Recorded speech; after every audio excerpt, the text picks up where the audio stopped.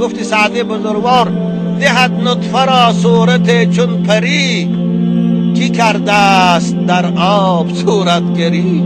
یا الله، آب در نقاشی کاری هر کس نیست، الله هست، الله هست، خدا هست که دو قطره آب در رحم خردکه کی مادر، در اون جایی که نه چراغ است و نه پروژکتور، در اون جایی که نه پرده سفید است و نه کاغذ سفید، نه روشکه است و نه قلم، نه پلمستر، صورت کشش میکنه، چشم در جای خودش، کاش در جای خودش، گوش در جای خودش، دهان در جای خودش. یا الله، یک تشنه تقری نمیبیا.